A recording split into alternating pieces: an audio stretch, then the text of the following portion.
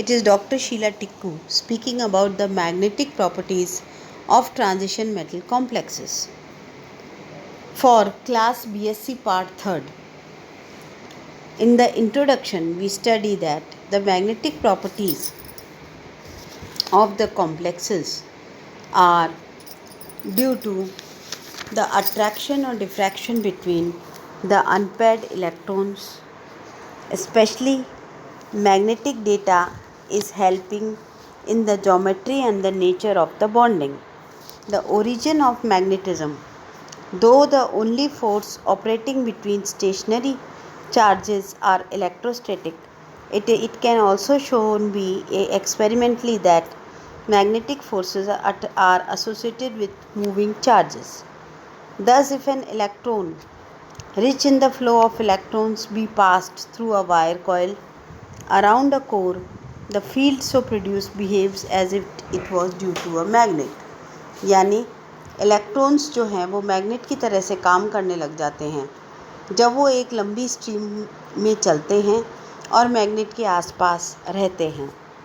Correlating the classical model of an atom, the motion of electron around metals can be compared at the flow of electric and magnetic field. The electron also spins around its own axis. Hence, there are two types of magnetic movements. Number one is the orbital magnetic movement, which is due to the orbit motion of the electron, and the other is due to the spin magnetic movement, that is the spin of the electron on its axis. यानी दो तरह की magnetic movement पाई जाती हैं. एक जिसके अंदर magnetic movement होता है किसकी वजह से, कक्ष में घूमने की वजह से, और दूसरा जिसके अंदर स्पिन होता है किसकी वजह से, स्पिन होता है अपनी दूरी पे घूमने की वजह से. Types of magnetic behaviors. There are three types of magnetic behaviors. Number one is paramagnetic, second is diamagnetic, and the third is ferromagnetic and antiferromagnetism. In paramagnetism, if a piece of metal is placed in between a magnetic field, then due to the unpaired electrons, the metal is attracted between the magnetic field, due to which the lines of force pass in between the body of the metal. This increases the size of or the weight of the metal. Such type of behavior is known as paramagnetic behavior. यदि किसी पदार्थ को दो magnets के बीच में रख दिया जाए तो क्या होता है, उसके अंदर अगर अनपेयर्ड इलेक्ट्रॉन्स होंगे तो चुंबक की जो लाइनें हैं वो उसके भीतर से निकलेंगी, और ऐसे पदार्थ को हम प्रतिचुंबकीय बोलते हैं. और इसके चुंबकत्व की वजह से बहुत सारे प्रॉपर्टीज़ और बहुत सारे कंपाउंड्स पाए जाते हैं. अगला पॉइंट है diamagnetism. Such type of compounds और metals which have paired electrons and they don't possess magnetism, but diamagnetism is a very important factor because the metal, when placed between the two magnets, it has a behavior of having very light weight, and the lines of force pass from the upper and the lower region of the